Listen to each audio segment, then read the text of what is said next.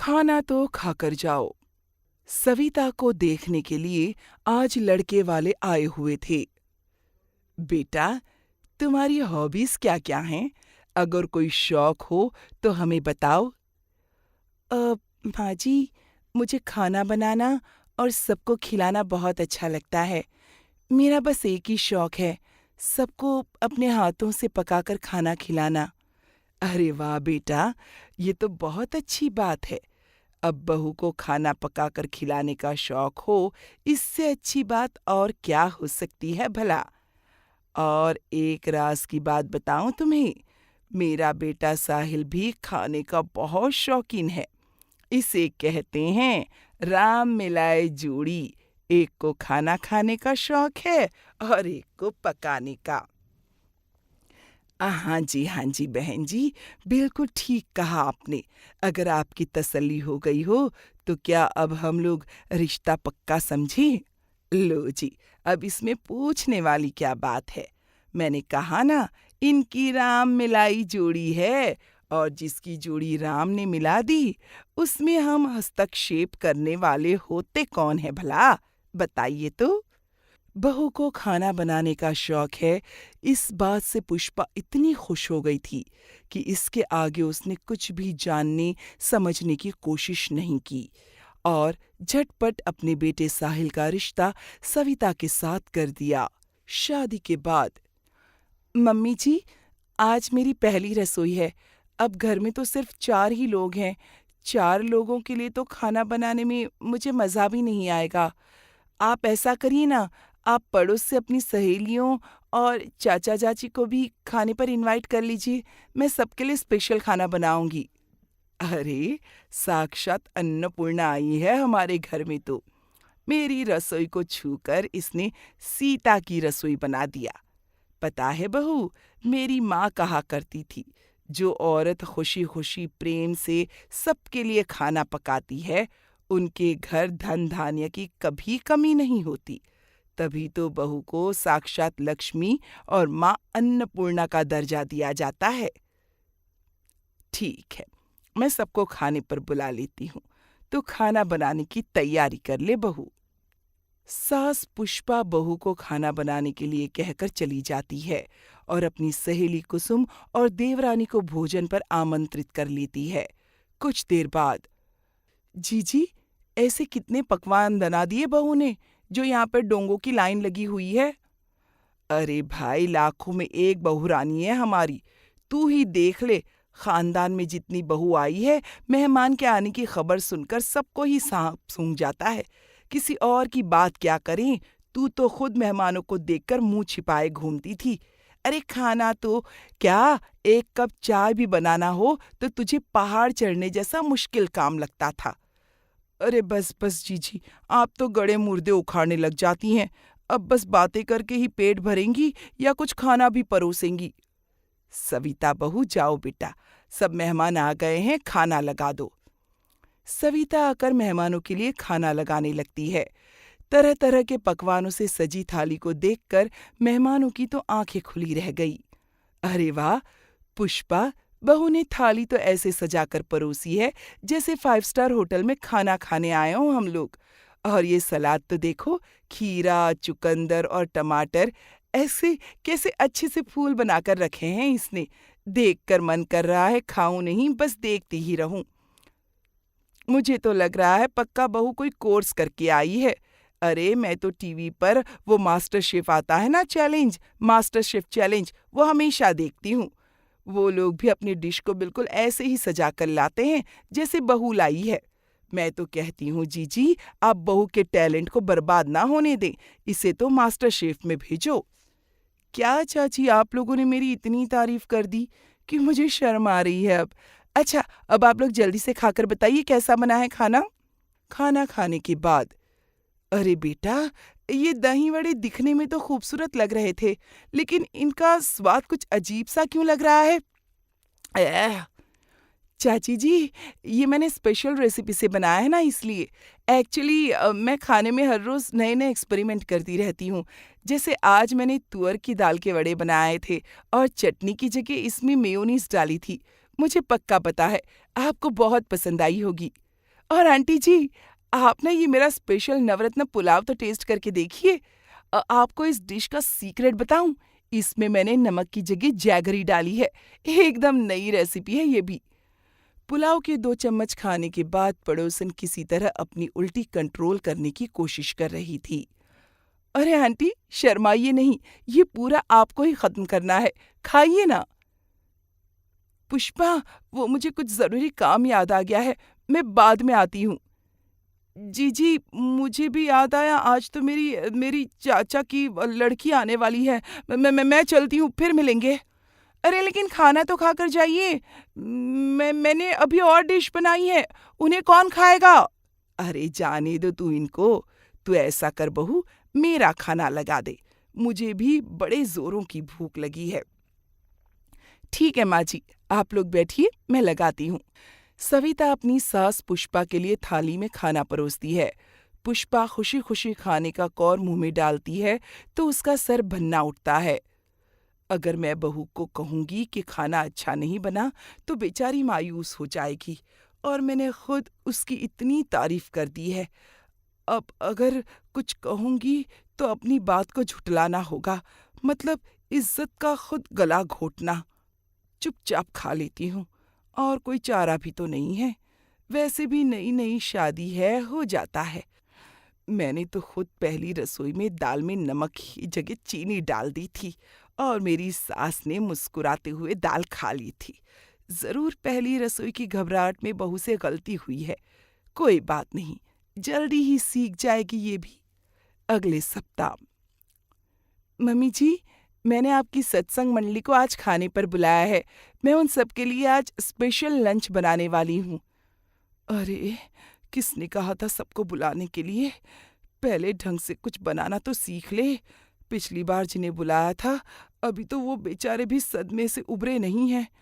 लगता है ये सविता मुझे कहीं उठने बैठने लायक नहीं छोड़ेगी। मैं तो पहले ही छोटी और पड़ोसन के मुंह छुपाए घूम रही हूँ, और अब इसने मेरी सत्संग वाली मंडली को भी घर पर बुला लिया है। हे भगवान, किस जन्म का बदला ले रहा है तू मुझसे? बेटा, घर में 4 लोग हैं तो तेरा जो बनाने का मन करे ना, हम 4 लोगों के लिए बनाया कर। क्यों रोज रोज बाहर वालों को बुलाती है? तुझे कितनी दिक्कत होती होगी ना बेटा, इतना सारा खाना बनाने में। नहीं नहीं मम्मी जी, मुझे तो बहुत खुशी होती है। मैंने आपको शादी से पहले ही बताया था ना कि मुझे खाना पकाने का और लोगों को खिलाने का बहुत शौक है। आप चिंता मत करिए, मैं मैनेज कर लूंगी। लंच के समय जैसा पुष्पा ने सोचा था, ठीक वैसा ही हुआ। आज भी बहू सविता ने मेहमानों के लिए तरह तरह के व्यंजन बनाए थे, लेकिन उनमें से एक भी खाने लायक नहीं था। पुष्पा की सहेलियां जिस भी डिश का एक कौर मुंह में रखती, गंदे से भाव उनके चेहरे पर आते, और फिर बेचारी गिलास उठाकर 2 घूंट पानी से उस गले से नीचे उतार लेती। एक एक करके सारे डिशेस ट्राई करने के बाद भी जब एक भी चीज खाने लायक नहीं मिली, तो पुष्पा की सहेलियां गुस्से में उठकर वहां से चली गईं। अगले दिन सत्संग में, अरे देखो देखो, आ गई पुष्पा। अरे भाई, ये कौन से ग्रह का खाना खिलाने के लिए अपने घर बुलाया था तूने हमें? अरे देखा नहीं तुमने, थाली में सजा सजा के तो ऐसे परोसा था इसकी बहू ने जैसे सीधा 5 स्टार होटल से ही ऑर्डर करके मंगवाया हो। लेकिन जैसे ही एक टुकड़ा मुंह में रखा, सारे मुंह का स्वाद उतर गया। इतना बदस्वाद खाना कोई बना भी कैसे सकता है? बहू को छोड़ो, मुझे तो लगता है कि पुष्पा की चाल थी घर बुलाकर हम सबको ऐसे अपमानित करने की। अरे भाई, और कुछ ना सही, एक दाल ही बना देती तो हम तो दाल से ही रोटी खाकर चला लेते। तुम लोग गलत समझ रही हो, ऐसी कोई बात नहीं है। मेरी बहू को खाना खिलाने का शौक है। मुझे तो पता भी नहीं था कि उसने तुम सबको घर पर खाने के लिए बुलाया है। अरे तू ज्यादा भोली बनने का नाटक मत कर। और मैं तो बता रही हूँ, कल जो इतनी बेइज्जती की ना अपने घर पर बुलाकर, उसके बाद अगर ये सत्संग में आएगी तो मैं तो सत्संग में आने वाली नहीं हूँ। देख पुष्पा, सब लोग तुझसे बहुत नाराज है। फिलहाल जब तक सबकी नाराजगी दूर नहीं हो जाती, तू सत्संग मंडली में न आया करे तो अच्छा होगा। सहेलियों की बात सुनकर बेचारी पुष्पा अपना मुंह लेकर घर लौट आती है। अभी इसी बात को बीते चंद ही दिन हुए थे कि सविता का जन्मदिन आ जाता है। जन्मदिन की बहुत बहुत शुभकामनाएं Savita. Thank you so much sir. आप लोग आइए ना, आज शाम को डिनर हमारे साथ ही करिए, मुझे बहुत अच्छा लगेगा। Are you sure? मेरा मतलब कि आज आपका पहला जन्मदिन है साहिल के साथ, आप लोग स्पेशल तरीके से मनाना चाहेंगे? मैं फिर किसी दिन डिनर के लिए आ जाता हूँ। अरे नहीं नहीं सर, ऐसी कोई बात नहीं है, आप आइए ना, मुझे बहुत खुशी होगी। सविता के बार बार कहने पर शाम के समय बॉस अपनी पत्नी को लेकर साहिल और सविता के यहाँ डिनर के लिए पहुंच जाते हैं। क्योंकि आज सविता का जन्मदिन भी था, इसलिए साहिल के बॉस ने एक महंगा तोहफा भी खरीद लिया था। कुछ देर तक बातें करने के बाद Savita special dinner dining table पर सर्व कर देती है। वाओ साहिल, इम्प्रेसिव, लकी हो तुम। अरे भाई, मेहमान का पेट तो खाने की प्लेट देकर ही भर जाए। इतनी अच्छी गार्निशिंग, तुम तो किसी 5 स्टार में ट्राई क्यों नहीं करती शेफ के लिए? काश कि आप बस प्लेट देखकर ही लौट जाते तो मेरी इज्जत का कबाड़ा होने से तो बच जाता सर। बॉस और उनकी वाइफ 2-3 चम्मच खाना खाते हैं और उसके बाद बहाना बनाकर जल्दी से वहां से निकल जाते हैं। कुछ देर बाद बॉस का फोन साहिल के पास आता है। साहिल, मैंने सोचा था इस बार तुम्हें प्रमोट करके मैनेजर बना दूंगा, लेकिन जैसा खाना खिलाकर तुमने आज हमारी मेहमान नवाजी की है ना, तुम्हें प्रमोशन तो क्या, डिमोशन दूंगा मैं। तुम ऑफिस में मिलो मुझसे। I am really sorry sir, आपकी इंसल्ट कराने का मेरा कोई इरादा नहीं था। ये लास्ट वार्निंग है तुम्हारे लिए। अगर आज के बाद तुमने अपनी वाइफ के हाथ की बनी चाय भी मुझे पिलाई तो तुम्हारा डिमोशन नहीं, सीधा टर्मिनेशन होगा, समझ लेना। ओ माय गॉड, मेरे मुंह का तो सारा स्वाद ही खराब हो गया था। बॉस से झाड़ खाने के बाद साहिल गुस्से में सविता के पास आता है। देखो सविता, मैं तुम्हारे आगे हाथ जोड़ता हूँ। तुम्हारे हाथ का खाना खाकर सब रिश्तेदार तो चले ही गए हैं। अब अगर मेरी नौकरी चली गई ना तो मुझे घर बैठकर मक्खियां मारनी पड़ेंगी। इसलिए आज के बाद अगर तुम्हें एक्सपेरिमेंट करना ही है ना तो हम 3 मजबूर लोगों पर करना, बाहर वालों को इसमें इन्वॉल्व मत करना। पति की बातों का भला सविता पर क्या असर पड़ने वाला था? वो तो अभी भी अपनी ही धुन में थी। सविता ये मानने को तैयार ही नहीं थी कि उसे खाना बनाना नहीं, बस खाना बिगाड़ना आता है। खैर, काफी डिस्कशन करने के बाद पुष्पा और साहिल इस नतीजे पर पहुंचते हैं कि किसी तरह सविता को किसी और काम में बिजी कर दिया जाए ताकि उसके दिमाग में ये खाना बनाने और लोगों को बुलाकर खिलाने का ख्याल ही ना आए। तेरे रामपुर वाले मामा ने हमारे कानपुर में एक फैक्ट्री डाली है, मैं उनसे बात करती हूँ। अगर बहू के लिए कोई नौकरी हो तो हमारी जान छूटे। प्रणाम भैया, कैसे हो आप? अब तो कानपुर शहर में आपने फैक्ट्री डाल ली है, अब आओ कभी बहना से मिलने। अब तो बहाने बनाने की कोई वजह भी नहीं बची आपके पास। हाँ हाँ बहना, जरूर आऊंगा। और बताओ, सब कैसा चल रहा है? भैया, एक जरूरी काम था आपसे। मेरी बहू सविता है ना, पोस्ट ग्रेजुएट है, उसके लायक कोई नौकरी हो तो बताना। मैं आपका ये एहसान जीवन भर नहीं भूलूंगी। अरे बहना, फैक्ट्री में बहू को नौकरी करने की क्या जरूरत है? अरे तुम उसके खाने की इतनी तारीफ करती हो, हमारे रेस्टोरेंट में भेजो उसे, वहाँ शेफ की जरूरत है। अरे भैया, क्या कह रहे हैं आप? अपना चलता हुआ रेस्टोरेंट बंद कराना चाह रहे हैं क्या? अरे उसके खाने से बचने के लिए ही तो मैं उसके लिए नौकरी ढूंढ रही हूँ और आप उसे खाना बनाने का ही काम दे रहे हैं। अरे ऐसा विनाशकारी खाना बनाती है मेरी बहू कि बस अब तो सड़क चलते चप्पल और टमाटर पड़ने का डर सताने लगा है मुझे। जो उसके हाथ का खाना एक बार खा लेता है ना, फिर हमारे घर का रास्ता ही भूल जाता है। अरे साहिल के बॉस ने तो उसे नौकरी से निकालने तक की धमकी दे डाली। अरे दीदी, ऐसी भी क्या बात हो गई? ऐसा क्या डाल देती है बहू खाने में? लेकिन हमने तो सुना था बहू को खाना पकाने का बड़ा शौक है। वही तो रोना है भैया, उसे बस पकाने का शौक है, खाना बनाना सीखने का नहीं। अरे हवाई जहाज चलाने का शौक पालना अच्छी बात है, लेकिन पहले चलाना भी तो आना चाहिए कि नहीं? उसमें बैठने वाले सबकी जान ही नहीं चली जाएगी अगर ऐसे ही चलाएगा तो। वही चल रहा है मेरे घर में। मैं तो बहुत परेशान हो गई हूँ भैया। आपके आगे हाथ जोड़ती हूँ, मेरी बहू को कोई काम दे दो। बस किसी तरह वो घर से बाहर रहे और रसोई की तरफ देखे भी ना। हम बस यही चाहते हैं।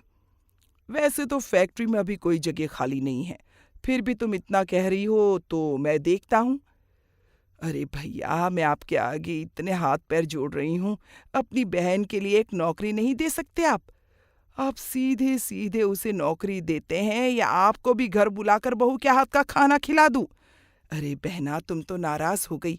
घर की ही तो बात है, तू भेज दे।